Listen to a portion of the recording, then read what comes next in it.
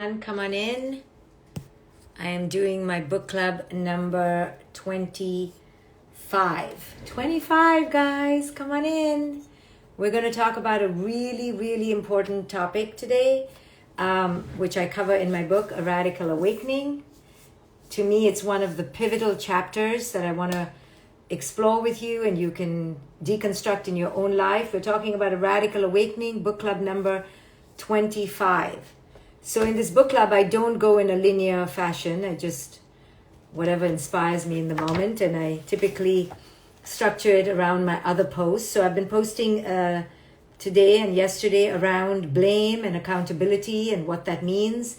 And so I want to explore it with you, right? There is such a thing as people doing us wrong. But when is it truly somebody doing us wrong or us perceiving it as wrong, right? And where are we responsible? Where is the other responsible? How do we know where's that line? So come on in, guys. We're going to talk about accountability. Thank you, by Reframe. You say you love the book, cannot recommend it enough to your friends. Flourish just ordered it from Dublin. Just finished the book, Miriam. Beautiful. Okay, guys, so let's talk about an important chapter in my book, A Radical Awakening. It's chapter 21. I'm going to talk about chapter 21, embracing accountability, right? When are we really victims? And when are we in victim consciousness? Really hard to know, because there is such a thing as being a victim. What is the conditions of a victim, and what are the conditions of victim consciousness? A victim is where somebody has a lesser than position. Women of color, women, children, right? If a parent slaps a child and the child is crying, we can't tell the child, don't be a victim. The child was a victim. If a woman is raped, we can't tell her, oh, don't cry, you don't be a victim. She is a victim, right? And part of our awakening is to know when we have been done wrong by, when somebody has physically dominated us or assaulted us, when somebody has messed us up. It's okay to say, I was a victim. But what is even more powerful is now, what do you do with that? How do you leave that aura of being a victim and step out of the consciousness that brings? How do you not enter victim consciousness, right? So if a woman has been battered by her husband in a marriage, she was a victim of spousal abuse, domestic abuse. We can never tell her she wasn't a victim, but we can tell her, okay, it's time to step out of victim consciousness. So there's a big difference between victim and victim consciousness. And the way to step out of victim consciousness is to do everything I say in my book. But the main way to step out of victim consciousness is to embrace what I call in chapter 21, embrace accountability. Accountability. This is the hallmark of an adult. Embracing accountability. What that means is holding yourself and others accountable. Not taking crap from yourself or others. But let's talk about not taking crap from ourselves. Because a lot of us justify all our victim consciousness, all our victimhood. And we don't know when we need to realize that we were victims of our own confusions. Very good. When we don't realize that we were part and parcel of the co-creation. So if you're not a child, if you're not being abused physically, it's quite likely that you are part of the co-creation. If you're not a child and if you're not being abused violently and physically, if you have physical abuse, even a slap, you can say, hey, I'm a victim. I'm a victim of somebody else's abuse. Don't take it. So that is being a victim. Being accountable is now stepping out of that and going, well, how did I co-create my pattern? How can I take accountability for my part in my slumber, in my somnolence? I've been asleep. We have been asleep. And you know what we've been asleep to? To our own beauty, to our own amazingness. What the hell? To our own worthiness. This is what I talk about all the time. In childhood, there was an initial abduction of the true self. The true self never felt shame. The true self never felt competition, comparison, lack.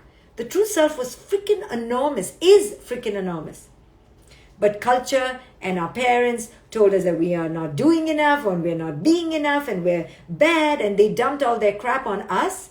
And soon our true self, which was feeling amazing, and disappeared. And what took over is the false self.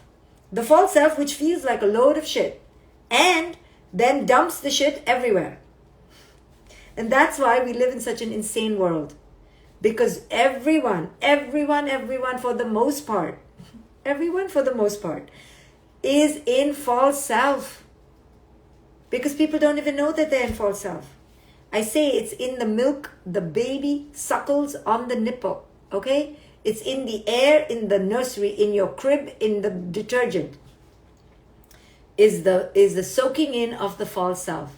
The false self, as I talk about in this book, A Radical Awakening, if you want to find out your false self or start to explore it, grab a copy. In part 2, The Many Faces of the Ego. Every single one of us has a big ass ego, okay? It's so big, it's you, okay? You are ego. We should all be ego Michael, ego David, ego Shelley, ego Sarah. What's your name? Oh, ego Sarah. Yeah, we should call ourselves that, yes? But we don't realize because we think it's us. It's the false self.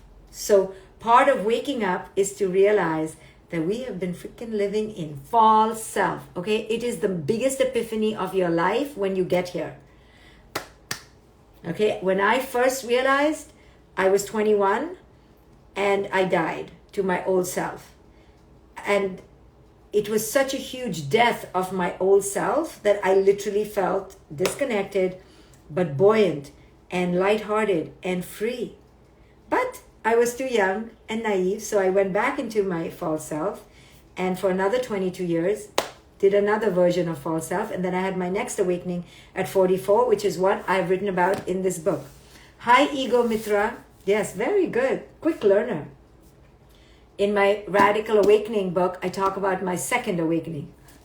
And maybe there'll be more awakenings, but with each awakening, we peel the layers of the false self. Exactly. Beautiful, guys. I'm reading what people are writing. Okay, so let's talk about embracing accountability. Right? This is the hallmark of an adult. This means you're ready to own your shit. Okay? And through owning your shit, you own your ship. Okay? Are you ready to own your ship and really be in ownership? Are you or not? So embracing accountability. I start with this poem. I will no longer be the victim of my circumstances, no longer washed astray by the tide of my life, no longer broken by the winds of my storm. There is no one to blame. There is no one to wait for. It is time for me to take the helm and steer the ship. So we've been raised on total crap that we are bad, that we are not worthy, that we are not amazing. So we believe the crap, and now we have these false selves, and everyone is dealing with each other's false self. Not true self, false self, right? So we're part of these sick dynamics, and we're like, why is this happening to me? And at some point, if you're lucky, life will knock you down. And that is called hitting rock bottom. And no one wants to hit it, but let me tell you, you gotta hit it. At least by midlife, you're going to hit it, whether you like it or not. A relationship is going to break up, your kids are going to dump you and run, your husband is going to be cheating or something, or your wife is going to leave you. Something is going to happen. I'm telling you, by midlife. And if it hasn't happened by midlife, you are actually not lucky, Don't think you're lucky, because it's coming. Okay? Because, why do I say you're lucky? Because if it happens and you hit rock bottom, that means that your egoic false self can no longer work. It's not working. So sickness, terminal illness, separation, fired from a job, your kids leave for college, your spouse cheats on you. These are all good things, sorry to say, because they wake you up. They wake you up to what? To make you realize that you have been asleep. Don't blame the other person. You've been asleep. So, taking accountability for how you've been asleep is a mother of an epiphany. And it hurts. We don't want to see them in the mirror.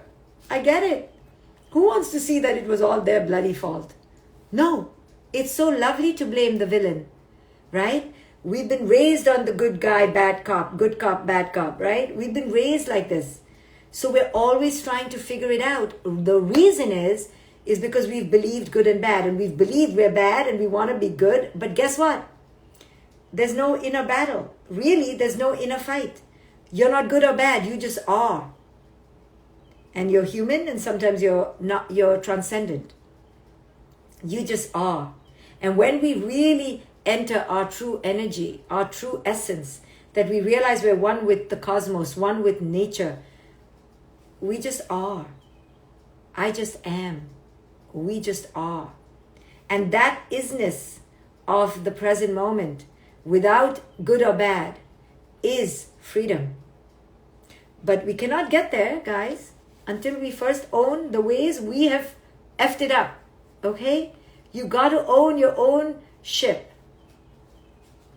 Accountability, I write, is a pivotal aspect of our spiritual awakening. It means we are ready to be responsible for ourselves fully. It means we end the blame game and move away from a victim consciousness where we believe life is happening to us. Taking accountability for ourselves means we move into the awareness that life is happening with us. With us. What? We are creating our own unhappiness? We're creating our own bullshit? What? We're creating our own fights with our children? We're creating our own fights with our partners? We are part of it? Yes, we are. And the way we are is because we're staying in it. Just by that fact. If you're staying and the fight is continuing, you are part of it. The door is always open. Right? So just by staying, you are part of the co-creation, and you must take accountability for that. Right? There is no two ways about it. So we are always under contract. What do I mean by this? The emotional patterns we are bound by set up attachments within us that we then adhere to as we would a contract. We enter contracts of martyrdom, victimhood, anxiety, and so on. One of the major contracts we undertake unconsciously is the avoidance of responsibility, the avoidance of accountability. That's a pattern. We don't want to take accountability. Look at children. They never want to take accountability. Well, partly because we make them scared. They're afraid. Right? So this is a pattern. We are terrified of breaking this contract.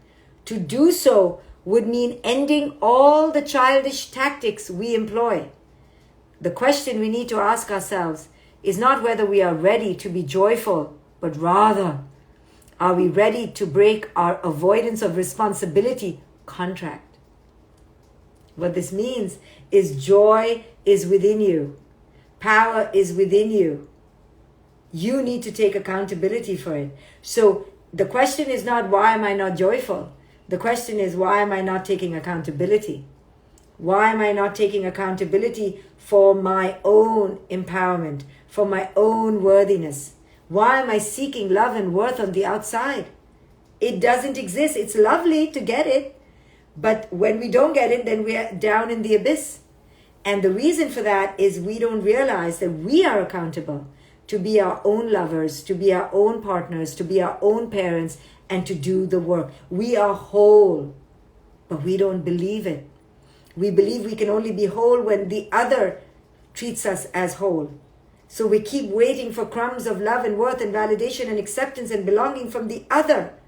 We do not take accountability for our whole, empowered lives because we don't feel we can. We don't feel that we have it within us. So to ask the question, how do I contribute to my current situation? What emotional contract am I playing out right now and why? Why am I falling prey to old patterns? How is my ego tricking me, telling me I am worthless right now? Right? Our old false self is always telling us, you're bad, you're bad, you're bad, you're bad. You're not good enough, you're not good enough, you're not good enough. And because of that, we enter dysfunctional relationships, we enter dysfunctional patterns, and we keep co-creating misery around us. And we wonder why we have high anxiety. We wonder why we need medication to go to sleep. It's because we have fundamentally believed that we are not worthy. We have. It's just a bottom line fact. No one feels worthy. So we are always manifesting, guys. You know, people come to take courses on manifestation and I always tell them, but you're already manifesting. You want to consciously manifest. But you're always manifesting. You are always co-creating. There is not a moment that you are not co-creating. Even when you're being physically abused, you're mentally co-creating, right? That's why somebody who gets slapped one time can create one kind of mental story and somebody else can create another mental story. So in our mental real estate, we have power that no one can take away from us. So our manifestation, in order to get under our conscious control, means that we need to become conscious curators of what goes on in our inner bulletin board.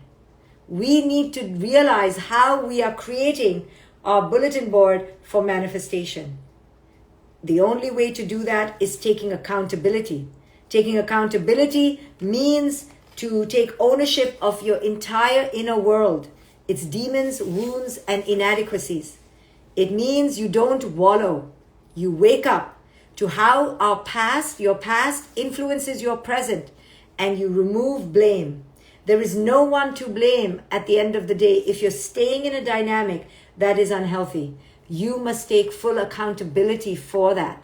And the greatest way to take accountability is to release the other of any blame. The other is not to be blamed for your misery if you stayed in the relationship. Now, if they abused you one time, they are to blame, but then you need to walk away. The other is never to blame for your unhappiness, even if they dump you, even if they cheat on you, even if they betray you. I'm sorry.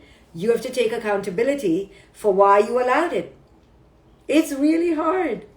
You're like, because I was just a nice person and because we were married, because I didn't think you would do it. I thought you would never do it. Well, they've done it. Now what? Take accountability for the fact that you thought that they would not do it, but they did it. Take accountability for the fact that you thought they were such lovely people and they would never lie to you, but they did. Take accountability for the fact that you thought. Take accountability for the fact that you believed the other person would be a good person and not betray the hell out of you. Take accountability. Who believed? You believed. Who gave them trust? You did.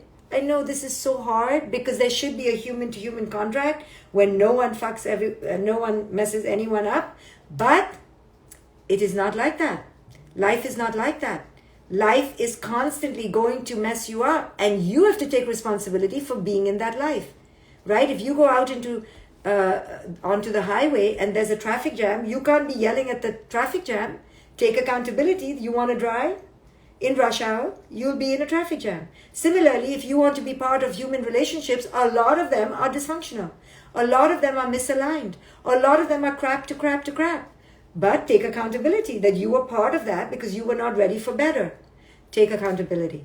Take accountability. Take accountability. Brutal accountability is the way to adult up, is the way to elevate, is the way to spurt your own empowerment. But it's brutal. You can't say things like, but he promised, but she promised, but she said, but she signed the contract. But you believed, but you went along, but you were part of it, but you hired, but you married, but you were there. This is accountability.